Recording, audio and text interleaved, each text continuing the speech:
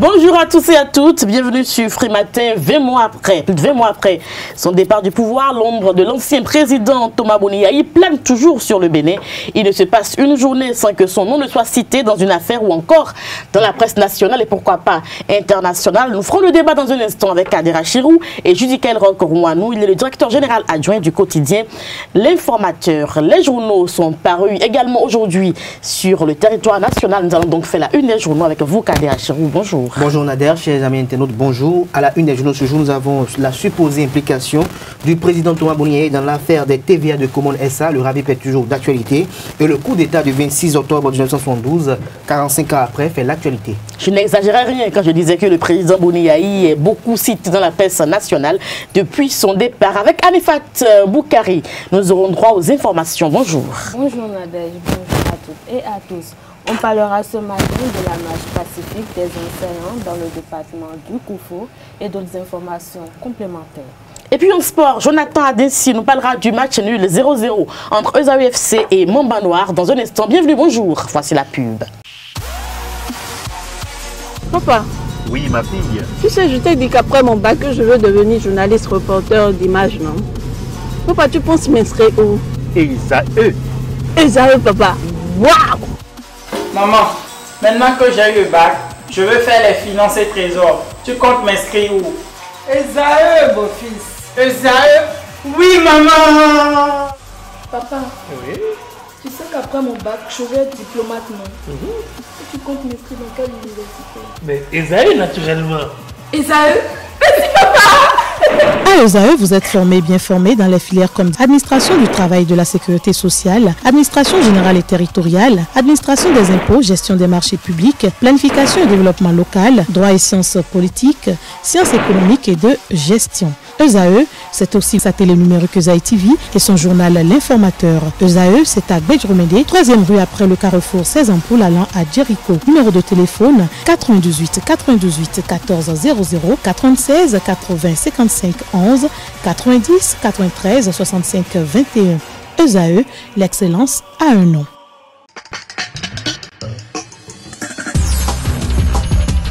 À nouveau, bonjour Kader Achirou. À nouveau, bonjour Nader, chers amis internautes. À nouveau, bonjour. Nous démarrons par le quotidien Le Télégramme qui affiche en manchette ce jour. RAVIP Anselme Amoussou se démarque et clarifie la position de la CSA. Toujours avec Le Télégramme, conférence épiscopale du Bénin, regard de l'Église catholique sur la situation sociopolitique du pays. La Nouvelle Tribune, supposée implication de Boni Yayi dans l'affaire de TVA de Kajaf Common SA, pure intoxication pour distraire le peuple. Un membre du comité ayant connu du contentieux parle de la position neutre et du patriotisme de Thomas Boni Yayi. La Nation, grève dans le secteur de la santé, les évêques prônent une sortie rapide de crise, toujours avec le quotidien national d'information. Devoir de mémoire, il y a 45 ans, la révolution du 26 octobre. L'Indépendant, intrigue autour de la plainte contre Inks déposée par la victime dans le dossier des 18 kg de cocaïne découvert au port autonome de Cotonou. Pourquoi bloque-t-on la procédure pour salir Sébastien Germain à Javon? Toujours avec l'Indépendant, deuxième titre à la une. Face aux manipulations politiques et instrumentalisation de la lutte syndicale, le secrétaire général de la CSA Bénin se désolidarise du complot contre le RAVIP et apporte son soutien indéfectible à l'opération. Le Béninois libéré. Correspondance entre les présidents de la Cour constitutionnelle et de l'Assemblée nationale sur le COSLEPI. Humbedi veut salir Talon, c'est un constat du confrère. Il avait bel et bien la possibilité de faire autrement, estime le Béninois libéré. Matin Libre attaque contre l'ancien chef de l'État dans le dossier Common SA. Et si on collait la paix à Thomas Boni Yayi? Toujours avec le quotidien Matin Libre, déclaration de soutien des conseillers FCB de Djougou, la décentralisation en berne sous Patrice Talon. Fraternité, étude de faisabilité du marché de gros d'Aboumé Calavi. Les grossistes d'Antokpa iront tous à Adjagbo. D'Antokpa sera rénové pour les détaillants. Interview exclusive du directeur de cabinet du ministère de cadre de vie et de développement durable à découvrir dans les colonnes de Fraternité. Info Plus, dossier inculpation de Sébastien Germain à Javon. Maître Kato Atita met en mal la profession d'avocat. Défenseur hier de l'État et soutient aujourd'hui des intérêts de l'homme d'affaires dans le même dossier. Le génie, conséquence des grèves sauvages dans le secteur de la santé au Bénin, des primes au crime, impératif de se rappeler le serment, l'État doit prendre ses responsabilités. Nous passons à Soleil Levant, condamnation de Sébastien Germain à Javon pour faux, usage de faux et escroquerie. Maître Kato Atita, avocat de l'État, dans le procès avait vu juste. Le challenge a fait 13 milliards de faux d'Ajavon. Maître Kato Atita, un micmac regrettable. Le Soleil Bénin Info, premier remaniement ministériel sous le nouveau départ, le grand chamboulement. Patrice Talon a préparé un gouvernement politique. La priorité pour détournement faux et usage de faux, d'anciens ministres et cadres bientôt derrière les barreaux. Kini, usage de produits cancérigènes dans la production du pain, des boulangers indélicats, toujours tapis dans l'ombre. Et pour finir, notre voix, affaire Kajaf Komon sous l'ancien régime, les clarifications qui coulent le bec au clébé de Patrice Talon, vomi par le peuple isolé sur le plan international. La rupture cherche des boucs émissaires pour camoufler son incompétence notoire et le pillage systématique du pays. Vaine cabale contre Thomas Boni Yahi. Merci à vous, Kader Achirou, pour la présentation de cette une des journaux. Les quotidiens sont disponibles dans les kiosques sur l'ensemble du territoire national. Les quotidiens également sont disponibles en ligne. Nous allons passer aux informations. Le journal, présentation Alifat Boukari. Amis internautes, à nouveau, bonjour. Les enseignants du COUFO se sont réunis au sein du collectif des syndicats de l'enseignement maternel et primaire dans le département du COUFO pour non-paiement des primes de rentrée. Ces enseignants ont organisé une marche pacifique le mardi dernier pour exiger de leur ministre de tutelle le paiement sans délai de toutes les primes de rentrée hormis 20 boutiques, 48 hangars de 8 places, ce sont là les infrastructures qui seront construites dans le marché international de Glazoué pour son réaménagement. Le maire de la localité, Jacques Dagoué, a procédé au lancement de la construction des dites infrastructures mardi dernier. Selon le maître d'ouvrage, les entreprises adjudicataires des travaux d'un montant de près de 300 millions de francs CFA disposent d'au moins d'au plus 5 mois pour les achever. Au marché Misebo, malgré les nombreuses allées et venues assez remarquables, la situation n'est pas favorable au climat de bonnes affaires. Les chiffres d'affaires habituels ont baissé de façon drastique. Les commerçants prennent pour responsable le gouvernement avec les innombrables réformes, notamment les opérations de libération des occupants de l'espace public. Suivez plutôt. Situé à Cotonou, le grand marché Misebo, dit marché de friperie, est un marché qui s'animait bien pendant plusieurs années. Dans ce marché, toutes sortes de friperies, chaussures, sacs, d'ustensiles de cuisine, même de repas étaient proposés et vendus aux clients qui venaient y faire leurs achats. Mais depuis quelque temps, l'opération de déguerpissement effectuée a grandement impacté le déroulement des activités de bon nombre de vendeurs du marché, ayant perdu une partie de leur clientèle. C'est le cas des vendeurs de friperie du dit marché qui n'ont qu'un slogan à la bouche, ça ne va pas. Et chacun a sa façon de l'exprimer. Nous savons,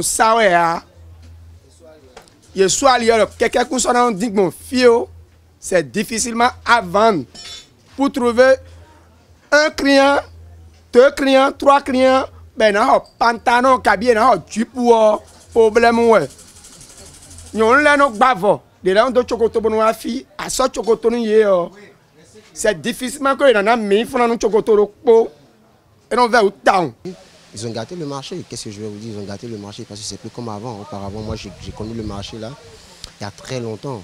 Je sais comment le marché se déroule, mais depuis l'arrivée de notre président qui a fait le changement de tout et de tout, le marché c'est plus comme avant. La belle preuve, si vous regardez dans l'allée, vous allez voir le trottoir au milieu, ils ont dégagé tout le monde et le marché c'est vide. Il y a d'autres qui sont partis. Il y a 3 raisons fondamentales qui ont fait qu'aujourd'hui il y a mes ventes dans le marché de vêtements le plus grand de la sous-région.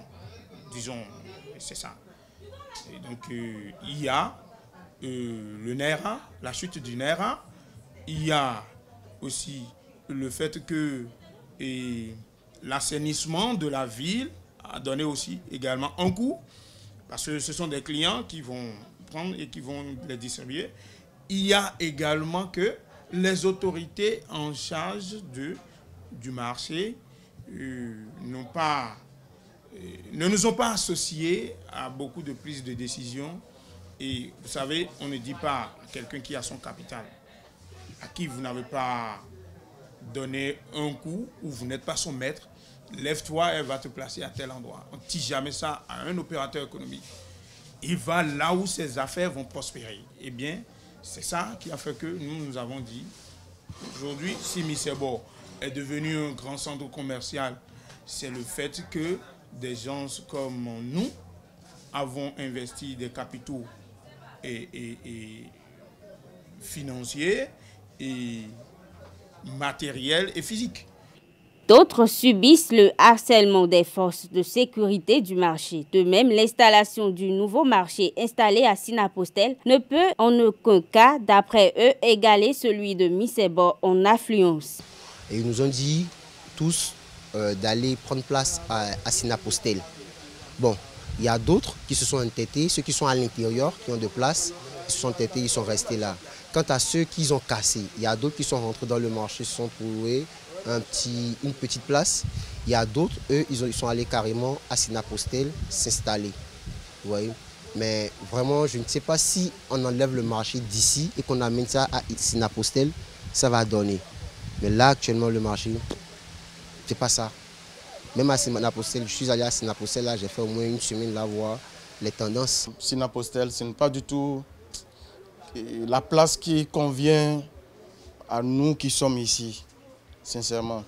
Voilà que personne ne saisit concrètement ce qu'ils veulent faire. Vous voyez. Donc, je peux dire que présentement, nous sommes embrouillés et que ces personnes qui nous harcèlent, Sogema, il y a Sogema qui a l'habitude de gérer les marchés, tout, mais pour ce marché, la Sogema, sincèrement, tantôt ils viennent nous dire oui, il faut partir. Ils amènent la police, et la police descend, fait sa descente ici et ils commencent par ramasser le truc des gens ou bien renvoyer des gens. Ils implorent la clémence du gouvernement afin de continuer à mener leurs activités dans le marché. La 112e journée des Nations Unies a été célébrée mardi dernier au Palais des Congrès de Cotonou. Une célébration de la journée annuelle des Nations Unies qui constitue un appel à la réflexion sur les actions menées dans cet univers. Je vous invite à suivre un extrait de l'allocution d'ouverture du coordonnateur du système des Nations Unies au Bénin. En cette journée des Nations Unies, j'exprime au nom du secrétaire général de l'Organisation des Nations Unies et au nom du système des Nations Unies au Bénin, ma gratitude aux millions de personnes qui, à travers le monde, et précisément au Bénin, croient profondément au travail de l'ONU, au travail que l'ONU réalise au service de la paix, du développement et des droits de l'homme. À vous tous, amis et concitoyens du monde et du Bénin, je dis simplement merci. Il y a 72 ans, les peuples des Nations Unies, par l'intermédiaire de leur gouvernement, ont décidé de consacrer dans un document à valeur universelle leur aspiration à libérer à jamais l'humanité des fléaux de la guerre, de l'oppression et de la misère. Depuis tous les ans, le 24 octobre, les peuples et gouvernements des pays membres de l'Organisation des Nations Unies réaffirment leur volonté de s'unir autour des principes et valeurs consacrés dans la Charte des Nations Unies pour contribuer ensemble à édifier un monde meilleur. Les objectifs visés par l'Organisation des Nations Unies à sa création sont toujours d'actualité, surtout quand on voit ce qui se passe en Syrie, en Somalie, en Libye, au Congo et près de nous au Mali et au Nigeria, pour ne citer que ces cas-là. Comme Son Excellence, le secrétaire général des Nations Unies, a eu à le dire dans son message pour la circonstance, je cite, « Les problèmes du monde n'ont pas de frontières. Nous devons dépasser nos différences si nous voulons transformer notre avenir. Lorsque nous aurons donné à tous les peuples la possibilité de jouir de leurs droits humains fondamentaux et de vivre dans la dignité ces mêmes peuples seront les artisans de l'édification d'un monde pacifique, durable et juste. En cette journée des Nations Unies, efforçons-nous, nous peuples des Nations Unies, de concrétiser cette aspiration. Fin de citation. Honorable invité, pour terminer mon propos, je voudrais exprimer une fois encore ma gratitude à l'endroit des autres partenaires au développement, les partenaires techniques et financiers pour leur franche collaboration et pour la confiance en leur organisation, les Nations Unies. Votre rôle reste majeur et je vous invite à renforcer cette collaboration et à intensifier vos efforts pour réaliser les objectifs de développement durable et surtout la réalisation du programme l'agenda 2030 qui vise à ne laisser personne pour compte. Vive la coopération internationale dans un monde de paix et de solidarité. Vive l'Organisation des Nations Unies. Vive le Bénin.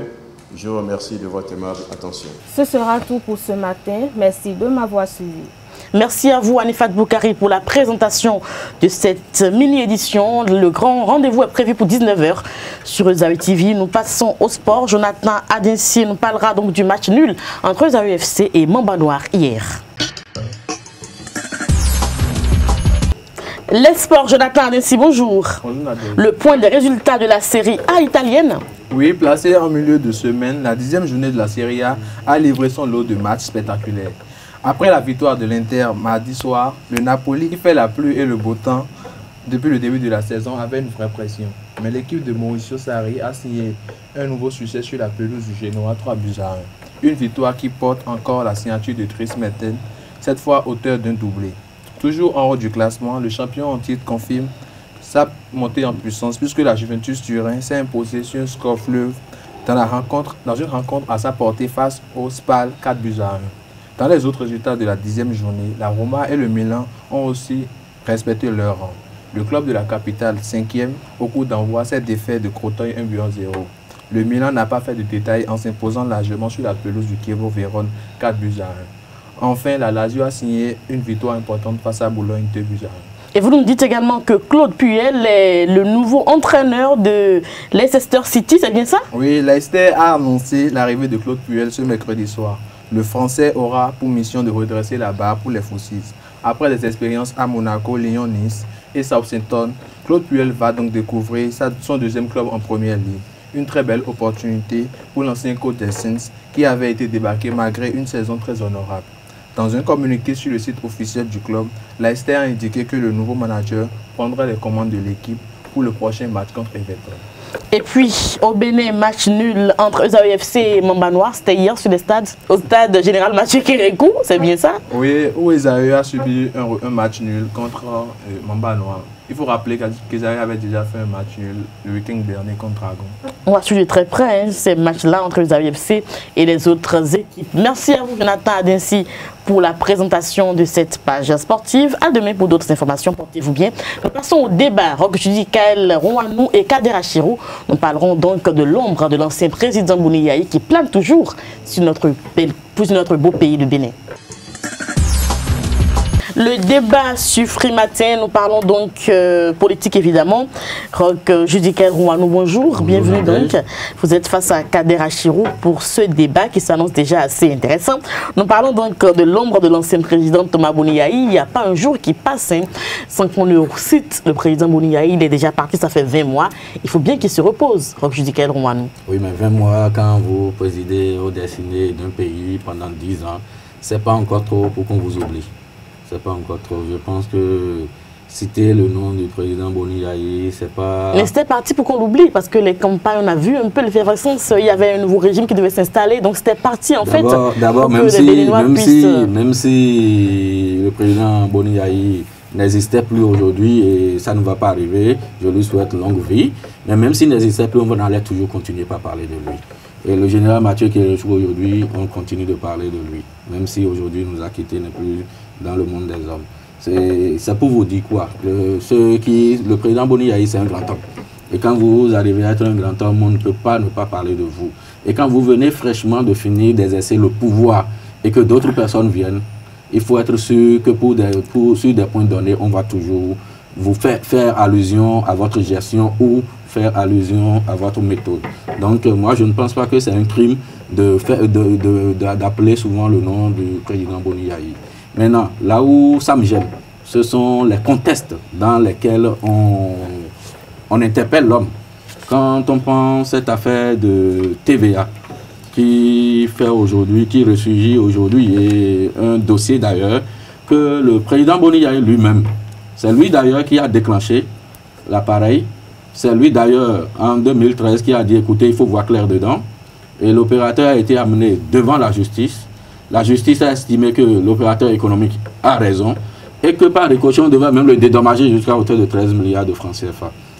En tant que président de la République, qu'est-ce que le président Boni allait faire? Il allait dire non, la justice n'a pas raison. Non, je pense qu'à l'époque où les gens battaient le macadam et qu'on l'interpellait, on le diabolisait son nom partout, et ce conflit de trop, on allait dire surtout les fois qu'il était en train de s'acharner contre l'homme d'affaires Sébastien Diavon. Je me rappelle que cette histoire a même amené l'homme d'affaires Sébastien Diavon à prendre sur les médias et a traité même le ministre Djibodé entre-temps. Il a même insulté disant que s'il était chez lui, il n'allait même pas être chef de service et que c'est le président Yayi Boni qui lui a fait honneur de le nommer ministre.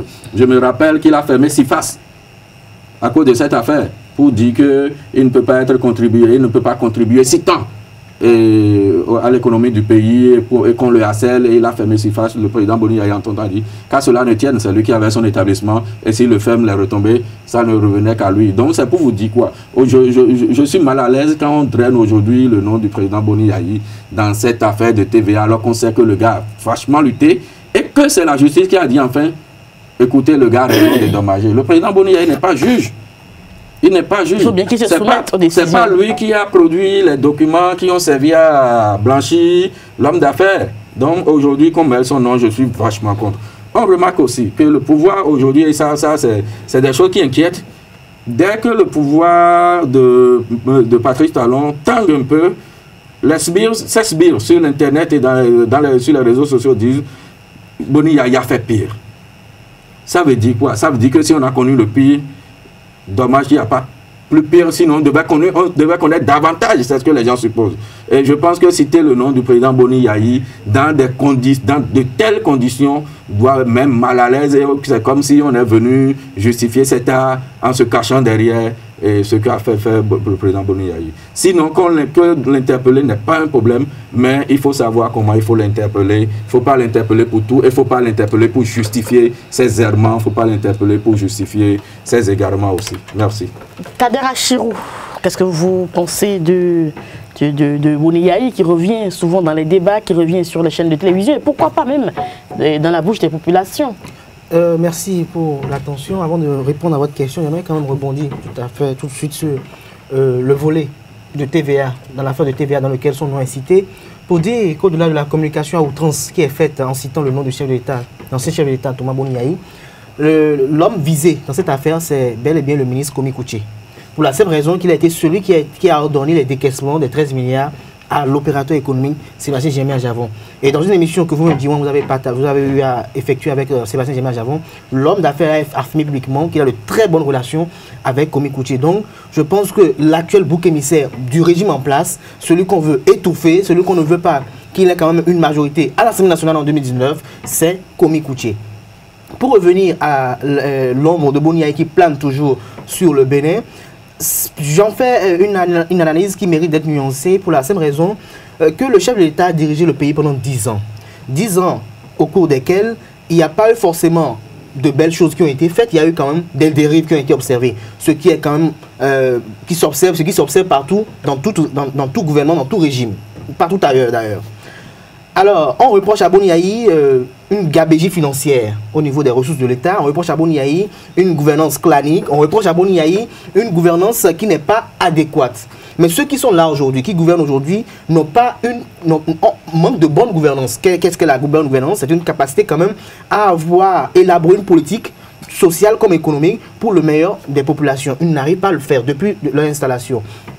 Tous les projets qui sont lancés depuis leur avènement sont des projets qui ont été déjà bouclés ou entamés, comme je l'ai dit hier, par le président Thomas Boni Yayi. Alors, tout le temps, on essaie de prendre Boni Yayi comme bouc émissaire parce qu'on a prôné le nouveau départ. On a prôné la rupture. On ne veut pas faire comme lui. Et le peuple béninois même qui a voté le régime actuel a fait un vote de personne. C'est-à-dire on ne voulait pas Boni Yayi, on ne voulait pas que l'après nous soit nous, on ne voulait pas voir Boni Yayi. Donc c'est à cause de cela qu'on a voulu faire venir Patrice Talon, qui aujourd'hui est venu sous l'égide de son directeur de campagne que je qualifie de Boni Yayi, continue toujours aussi à faire campagne également pour Boni Yayi, parce que, peut-être un secret pour personne aujourd'hui au Bénin de savoir que des voix non autorisées affirment déjà que Boni Yayi serait candidat aux législatives de 2019.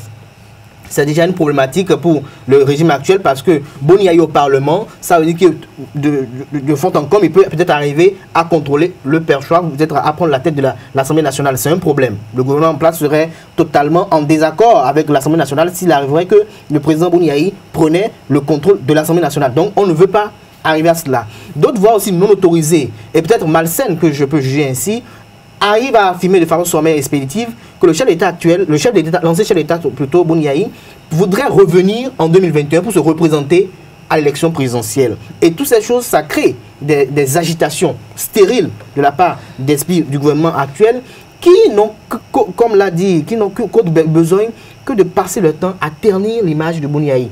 Malgré que le monsieur s'est retiré de la scène politique, vous vous souvenez, quand Patrice Talon était parti probablement, il a fait des descentes dans le Septentrion pour aller voir ces populations, pour les remercier pour la confiance qu'ils lui ont faite pendant 10 ans de gestion de pouvoir. Il a fait des sorties. On a dit non, pourquoi Boni Yayi se promène encore dans le pays, il n'est plus chef de l'État, il faut qu'il se calme, il faut qu'il fasse ça. L'homme même s'est retiré de la scène politique nationale. Il a même limité ses apparitions publiques. Récemment, il a eu à faire des œuvres caritatives à l'endroit de plusieurs églises de la place au Bénin.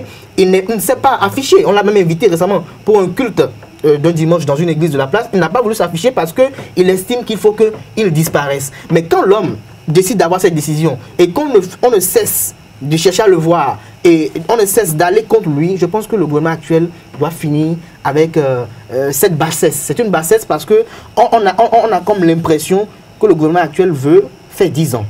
Le gouvernement actuel s'inscrit dans une dynamique de vouloir pérenniser le président n'a pas encore avisé. Il n'a pas encore avisé, mais à voir la dynamique politique dans laquelle ils s'inscrivent, ça caricature cela. Parce que, pourquoi on en veut à Sébastien Germain Javon?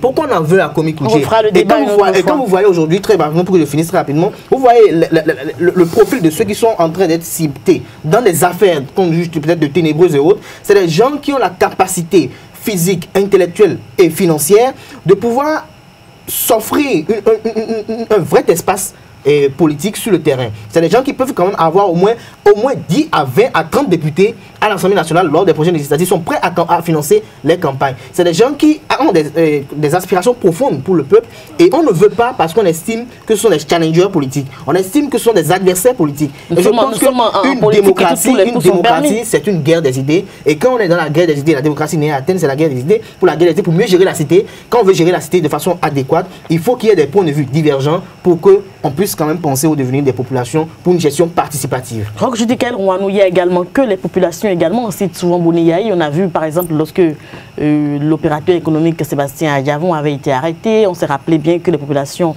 ont dit ben, Boni Yayi est passé par où, il n'a qu'à réagir. Il y a également que lorsque vous allez dans les marchés, vous êtes également journaliste, faites le tour, vous voyez que les Béninois ils sont là, les émigrants, les vendeurs du marché se disent tout le temps où est-ce que Boni Yayi est. Quand il y a eu le drame de Havamé, on s'est rappelé de Boni Yayi. Il y a également au niveau de la population, il n'y a que les Béninois continuent quand même de penser à l'ancien président Boni Yayi. Moi je vais rebondir sur ce que oui, deux rapidement. La première des choses, je vais dire à Kader, c'est vrai que pendant les campagnes, le président Patrice Talon avait promis ne faire qu'un seul mandat. Et il ne l'avait même pas assujetti, cette promesse, il ne l'avait même pas assujetti au fait qu'il faille changer forcément la Constitution. Mais on a vu qu'il a fait volte-face. Je dis tant pis pour ceux qui avaient cru. Tant pis pour ceux qui avaient cru. Aujourd'hui, la Constitution ne lui refuse pas de faire 2 mandats. Donc il est encore dans ses droits constitutionnels. Je ne parlerai pas d'éthique, je ne parlerai pas de morale. Que le président Patrice Talon veuille faire 10 ans, il est dans ses droits. 20 ans. Non, pas 20 ans. 10 ans. Notre Constitution ne permet que 2 mandats. Donc ceci étant, le président Boni Yayi ne pourrait même plus venir parce qu'il a déjà fait ses 2 mandats et il serait peut-être frappé même par l'âge. Mais qu'il pourrait quand même, il pouvait éventuellement être député. Et si le désir, pour la vitalité de la démocratie, je pense que c'est une candidature qu'on devrait même susciter ardemment. Ça va nous permettre d'avoir du punch. Et qu'on vise comme une coutier, moi, ce n'est pas mon problème. Je ne pense pas, je ne suis pas dans le secret des dieux. Je dis simplement qu'Adiavon doit rester serein. Si par le passé, il a représenté des documents et que le juge l'a blanchi, il devait s'armer de sa documentation et se mettre à l'aise et la justice va trancher. Et je dis aussi que c'est regrettable que l'on cite à tort et partout le nom de Boni Yayi et que ça soit des sbires du pouvoir, des amis de Patrice Talon pour justifier des actions d'hier de Boni Yayi aussi. D'hier de Boni Yayi pour justifier des actions de Patrice Talon qu'on dise Boni avait fait pire, on avait vu pire, on n'avait pas. Maintenant, par rapport à la population qui interpelle le président Boni Yayi, je pense que nous n'avons que ce que nous avons voulu. C'est nous, tous qui avons élu Patrice Talon, parce qu'il a élu au suffrage universel. Et quand c'est universel, ça nous concerne tous. Nous devons subir. Nous devons essayer. Ce n'est pas le moment maintenant d'interpeller à tout vent Boni Yayi. Surtout que la sortie du gars, je me rappelle, aujourd'hui, il en a eu pour son compte lui-même, Romain, aller dans le septentrion, dire que si Boni Yayi se représentait, il allait le traiter encore comme un vil individu. Un ancien président de la République, 3 ministres nommés, il était en mission. Nommé, quelqu'un qui n'a jamais été élu par des populations, même pas chef quartier, dit d'un président de la République, il va le traiter, quelqu'un qui a même été élu par carreau. Par carreau. Dans ce pays, tu dis que tu vas le traiter comme un vil individu.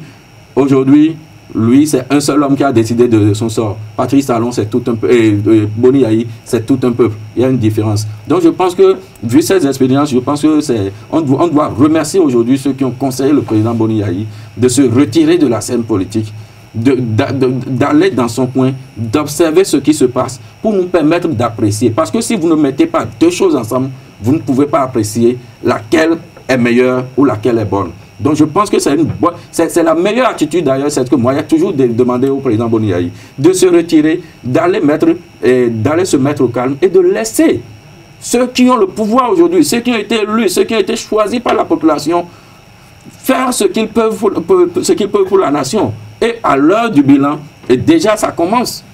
Mais je pense que ce n'est pas à tort aussi que la population l'interpelle. Mais je ne lui demande pas de répondre du tic au tac à cet appel de la population, parce qu'il peut y avoir quelques pièges. Kader Achirou, très rapidement, pour conclure le débat. Pour conclure le débat, je dirais que la population interpelle Thomas Boni Yayi pour la simple raison que la comparaison est déjà faite aujourd'hui. La comparaison est faite parce que dans le passé, on a jugé que Boni Yayi était mauvais. Ceux qui ont créé, tout est parti du mouvement Mercredi Noir, et Mercredi Rouge plutôt. On a vu que ce mouvement a eu beaucoup de bénédictions. Et que la gouvernance qui était victime, c'était celle de Boni Yayi, c'était la gouvernance qui était décriée à l'époque. Et ceux qui prônaient l'alternance à l'époque se fondaient sur des thèmes récurrents de bonne gouvernance et d'intérêt supérieur de la nation. Aujourd'hui, ils sont là, on a vu. Et les populations apprécient aujourd'hui le système de Boni Yayi parce que pour eux, il est beaucoup plus avantageux, un système assez social, un système qui se préoccupe beaucoup plus des problèmes des populations. Par contre, le système de Patrice Talon, qui est un système très fermé, avec une stratégie très rude, très rigide, une stratégie qui est brutale, à la limite. C'est pas trop fort parce que quand vous voyez la manière dont les déguerpissements ont été effectués de part et d'autre, et que depuis que ces terrains ont été rasés, il n'y a rien de concret. Il y a eu des jardins qui ont été faits, que vous évoquez tout à l'heure, c'est des jardins qui ont été effectués au bord des rails, qui ont été effectués dans un projet du Pugémi, bouclé déjà par le régime de feu. Donc ce n'est aucune action du président actuel. C'est autant de talents qu'on a ça. Ceux qui sont là aujourd'hui ont prôné rupture. Ils insistent sur la rupture et ils ont prôné nouveau départ. Et je pense que le Bénin n'a pas encore pris le nouveau départ. L'aéronef est toujours au sol, tourne toujours sur la piste de décollage. Et je pense qu'il est impératif pour tout Béninois, que ce soit journaliste, acteurs de conscience, acteurs de la société civile et autres, qu'on puisse prendre le devant de la scène politique pour quand même faire comprendre aux dirigeants actuels que dans le sens dans lequel ils sont, ce n'est pas le sens appelé par le peuple. Et on ne dirige pas sans écouter son peuple. Il n'y a pas de dirigeant. Il a échoué aux têtes de pilotes. Il n'y a pas de dirigeant, il n'y a pas de président qui gouverne bien, qui fait une bonne gouvernance sans écouter son peuple. Pas certainement, le peuple béninois veut du social. Le peuple béninois veut quand même... Non, le peuple béninois n'a qu'à aller travailler pour voilà... Mais les gens travaillent, les primes ont été supprimées. Les primes ont été supprimées. Oui, mais attendez... Mais quand vous travaillez, que peut-être vous gagnez... Il y a les prix d'excellence qui ont été initiés. Les prix d'excellence pour combien de Béninois? Combien de Béninois sont excellents? Combien de Béninois sont excellents? Dans l'administration publique, il n'y a que ceux qui sont à des postes politiques qui jouissent des fruits du pouvoir. Alors que dans le passé, c'était de façon équitable. C'est vrai. Ceux qui sont auprès du pouvoir bénéficient de beaucoup de choses, mais il y a ce qu'on appelle les primes, que ce soit au niveau des policiers, au niveau des gendarmes et autres. Pourquoi aujourd'hui, vous savez, il y a beaucoup de débats qu'on fera, mais je pense qu'il faut penser à cela plus à l'aise dans leur pour mettre à l'aise le peuple béninois, parce que c'est de cela qu'ils ont besoin. Je ne souhaiterais pas que ce qui se passe au Togo, au moment où le chef d'État n'a pas encore fini son mandat, que le peuple souverain se réveille pour dire on en a marre, dégagez. Non, ça n'arrivera même pas dans notre pays, parce que le président nous a prévenu, il a demandé qu'on serre les ceintures pendant 2 ans et qu'après nous allons voir. On ne va pas y arriver. Pas frustrer si on appelle le nom de Boni Yayi, mais il faut l'appeler à juste titre. Oui, il faut l'appeler à justice. Merci à vous, Kader Achirou. Merci à vous également, Judicaël Rouanou. Je rappelle que vous êtes le directeur général adjoint du quotidien L'Informateur. Face à Kader Achirou, nous avons parlé donc de l'ancien président de la République, Thomas Boni Yayi, qui revient toujours sur les lèvres. Merci à vous pour ce débat. Merci également à vous pour l'attention, chers internautes. On va se retrouver demain pour le dernier numéro de Frématin pour le compte de cette semaine. Merci pour l'attention. Au revoir. Portez-vous bien.